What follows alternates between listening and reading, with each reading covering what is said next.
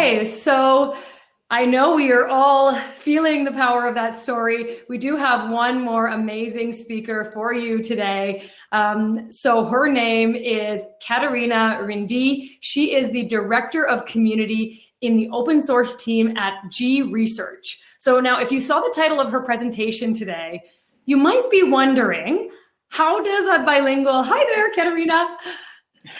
So you might be wondering, how does a bilingual elementary school teacher go from the kindergarten classroom of a public school to traveling internationally and speaking at conferences like today, without the travel, of course, about Bitcoin, blockchain, peer-to-peer technologies, and open source software? So quite the list of tech topics. So right now, we're going to hear from Caterina about this not so linear journey tied together by her curiosity, continuous learning, and deep values in education and helping people. So welcome, Caterina. I will give you the stage. Thank you. And thank you for having me. And that's a little bit of a hard act to follow. So hopefully some of what I can share with you all will still resonate. I am going to start with, I'm going to tell stories. Normally I have slides to guide all of my presentations, but today I'm just going to tell stories. And I recognize that I'm coming from a place of significant privilege. I'm a white woman, and I was lucky enough to have an education that helped propel me. But there's elements of my story that I think will resonate with other people as well. So I'll start from the beginning, more or less. My family's Italian, and my parents immigrated to the United States, though my early years were spent in Italy and in Switzerland. So I grew up speaking Italian and French. And when we came to the San Francisco Bay Area, I needed to learn English. And my mother claims that I learned English from watching Sesame Street, which is a children's show popular on public television in the United States. So I don't know if you can hear my Sesame Street accent at all. Sometimes when I count, like the count, anyway, that's meant to be a joke. It's hard to tell jokes when you can't see or hear your audience. I'm sure everyone's commented on this, but anyway, so I learned English from Sesame Street, and then I started all of my education, kindergarten and everything was here in the United States, in California. So I grew up speaking English as well, and then my mother remarried, and so I grew up speaking Spanish as well. So there was Spanish in our household. So I had sort of that kind of a beginning, and that's where I got my multilingual background. This is more common in other countries where people speak dialects or whatever. Other neighboring countries, they speak multiple languages. In the United States, it's a little bit uncommon, but it has proved to be an advantage. So if you have an opportunity, if you've grown up speaking multiple languages, that can be useful to you. I was able to attend university here in California, and my first year of university was paid, which was nice. But after that, I had loans and I had to work. So I worked through most of my university. And the jobs I had were photographer. I was a photographer for fraternities. I never joined a sorority or a fraternity, but I was a photographer for their parties. And just for the record, I was not a very good photographer. But I have some funny stories about that, which I'm not going to share now. Another job I had was I was the night watch person, equine research lab. I attended university in a farm area, and so they were studying horses. And at night, the mares would give birth, and I needed to alert the staff so that they could come and help the mares give birth. So I've seen foals being born, which is super cool. Not super relevant to blockchain, still super cool. Another job I had when I realized that I needed a place to live as well, I was a resident manager, so I helped run the dorms, and that helped me get a place to live. And I also became a peer counselor. I was studying psychology, and I got a minor in education. So that was sort of my university experience, a lot of work. I didn't finish in 4 years like many people do, and I had decent grades, but not great grades. But I was very lucky to be at a decent university. So when I left university, I was looking for work, and I was interested in education and psychology. And I was hired pretty quickly that summer at a public elementary school that hired me the day before school started to be their third grade teacher. And basically, the only reason they hired me is because I spoke Spanish. So they put me in this classroom. I didn't have a teaching credential. Thank goodness there was another third grade teacher, because every day I would say, "So, what are we doing tomorrow?" And she would hand me her lesson plans. Just a saint of a woman. And I feel so bad for those poor students, because I didn't really know what I was doing, but I cared. I cared about them. And I was in an elementary school where there were quite a few disadvantaged students. In fact, the majority of that school and the neighborhood where I taught was a poor neighborhood. So I learned a lot about that, about the inequalities. And I had already, of course, been aware and sensitive to it, but it was even more obvious there.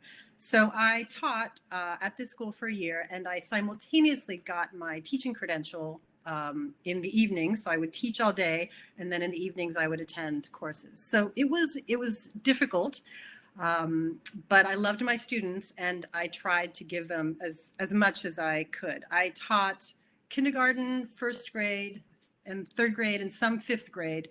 And I was in this public school in Richmond, California, for about 7 years in the classroom. Then I also ran magnet programs, and I helped write curriculum so I was in that school district for another 3 years. In all that time, I was very interested in computers. I loved technology, but I had no formal training in it. I had no background in technology, but I liked computers. And so I would go to these computer shows. This is way back when. And I would buy parts for computers, motherboards, and the RAM that you needed, and the cases and everything. And then I would put the computers together, and it worked amazingly. I mean, obviously trial and error, but I built some computers, and I put those computers in my students' classroom. And at that time, I was teaching kindergarten, so the 5-year-olds had computers in the classroom, very basic stuff. And then I would teach them how to use certain programs, and then they would teach each other. And I loved it. I loved having computers and technology in the classroom. And it was simple programs, drawing and counting and things that 5-year-olds do, but they loved it. And so I started writing grants and trying to get more money into these public schools that had no money. And eventually, in the time that I was there, we got internet to our public school. It was the only school in that area that had internet. And we eventually got a computer lab, which was just amazing. And the school district sort of, got on board, and other schools were doing this more at the high school level, but eventually it came to the elementary classrooms as well.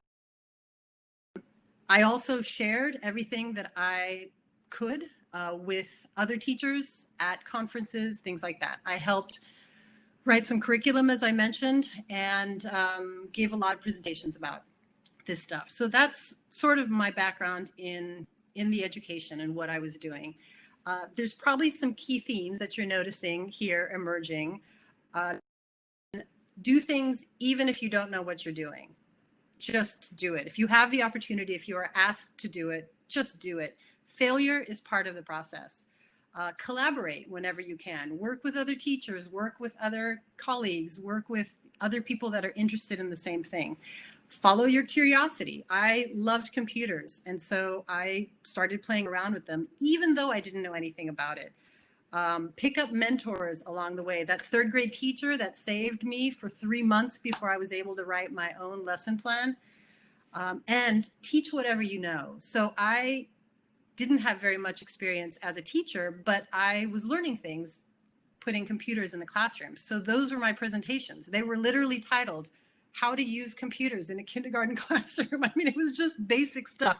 But people came up saying, "This is fantastic. I just never thought I could do this. And now I can. And now you're showing me that even 5-year-olds can play with computers." I mean, it's 2020 now. We know 5-year-olds can do a lot more.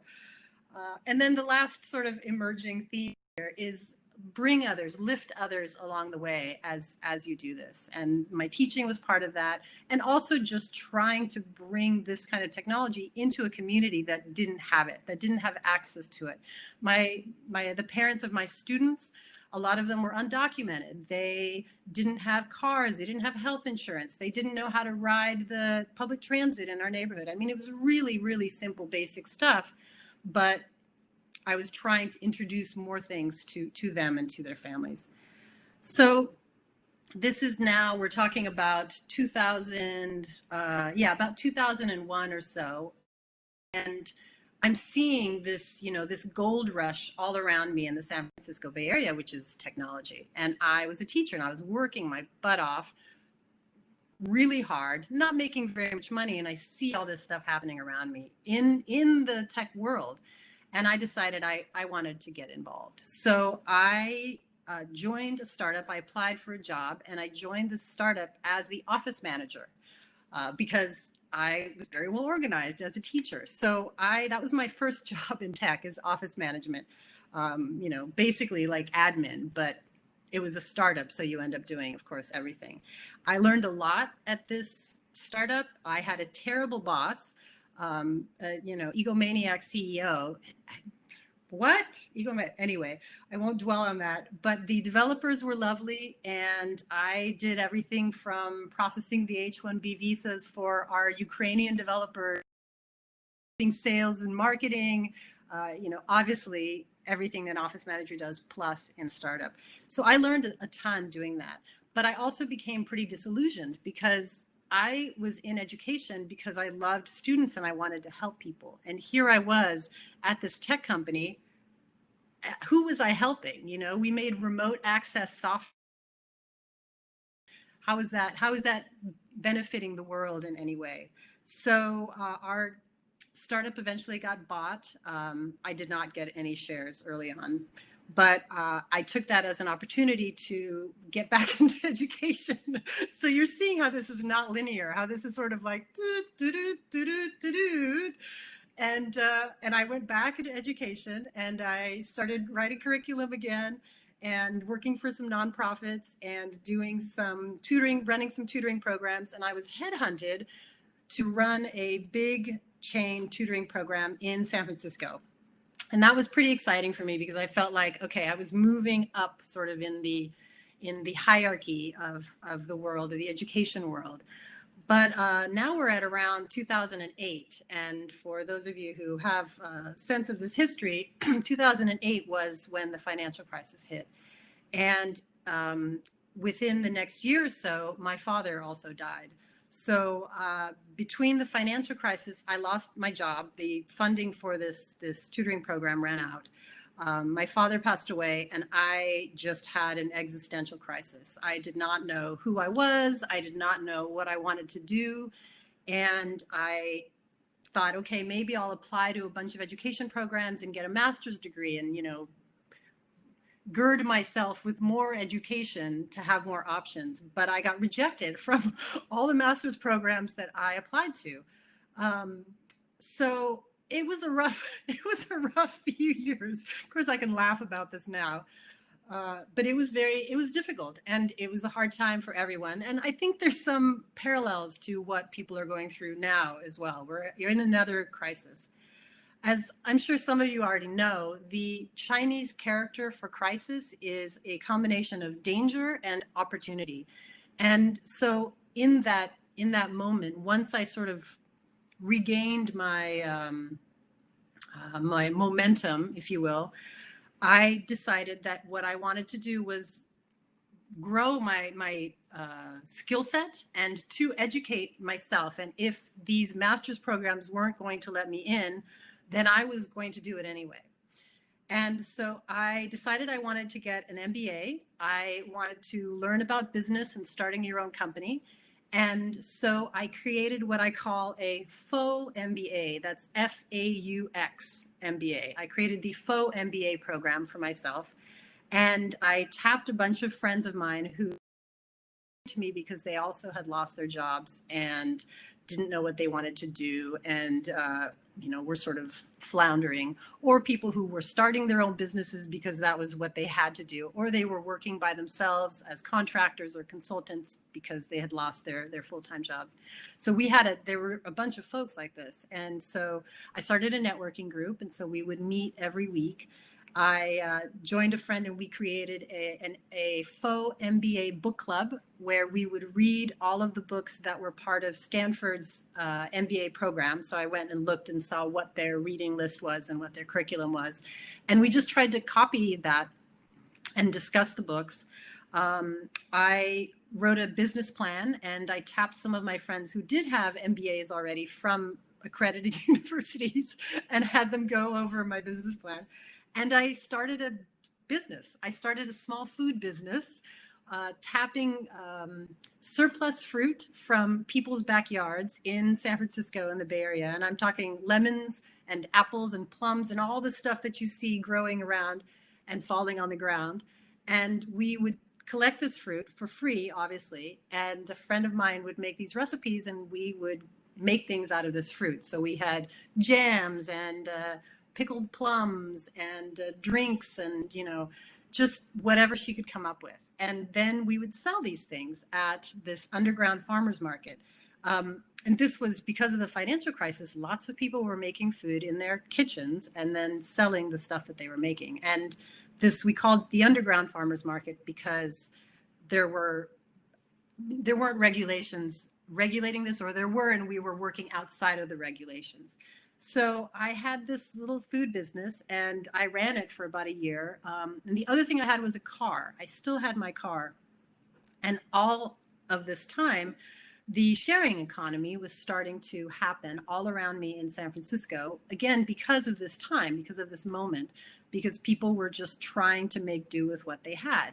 So some of the first companies that were coming out then were Couchsurfing and Airbnb, which came a little bit later, but Couchsurfing was people sharing their homes, and that Couchsurfing still exists, by the way. You can travel around the world sharing the homes of other people who have opened them up.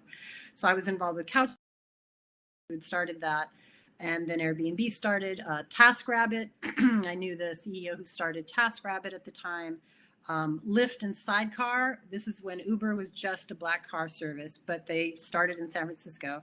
And a whole other story for another time of why they started in San Francisco that I could share with you. I drove for Sidecar early on. They went out of business, but then Lyft sort of took over that. And time banking was also really, really popular.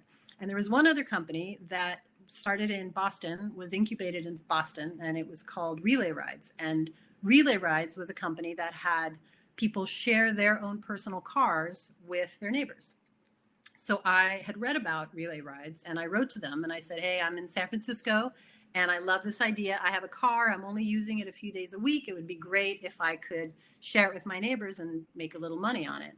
And they wrote me back and said, we're going to be in San Francisco. They wrote me back within a week. We're going to be in San Francisco. Would you like to be the first person to share their car on the West Coast? And I said, sure. So I was. Relay Rides now is called Turo. And I was the first person to share their car. To share their own personal car. I did a bunch of interviews because I was the first person. I spoke at conferences. There were articles written all about it. And the conference speaking was, again, like an opportunity for me to talk about what I was doing and to share with people how it was going. And of course, it was also marketing for this company.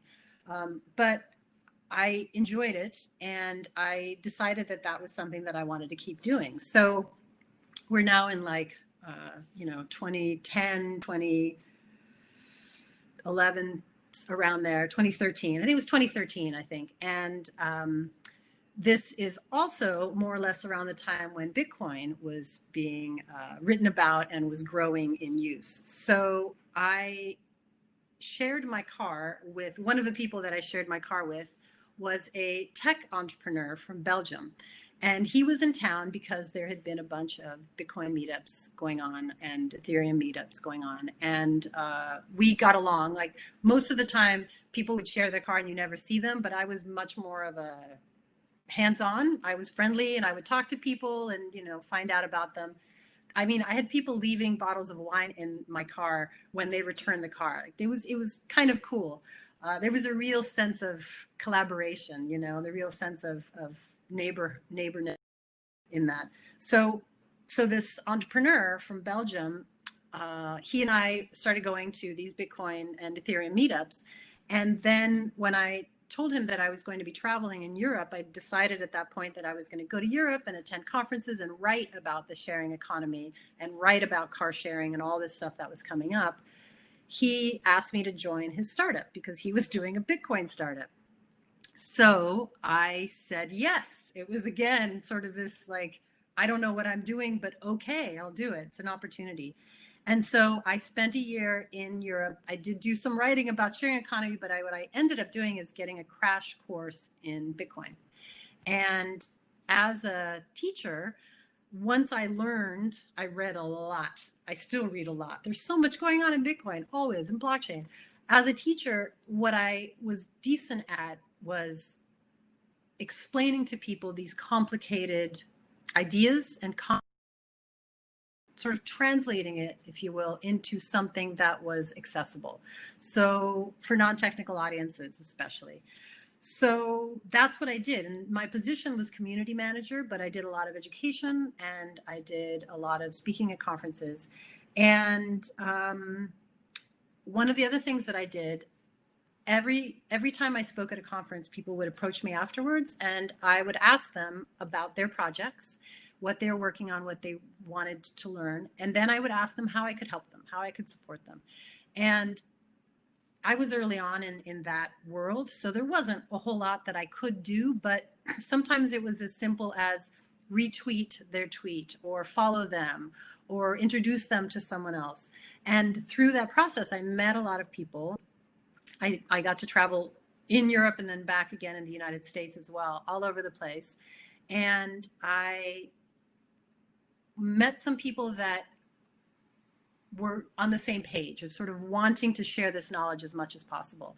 And like my previous, the previous speaker before me, and I'm sure everyone around here, we realized that there were not that many women at these Bitcoin blockchain conferences. So we created some lists of women speakers and spreadsheets and things like that. And so these sort of attempts to share and to connect and to network have really benefited me in the long run. And this is something that I sort of want to encourage everyone to do along the way.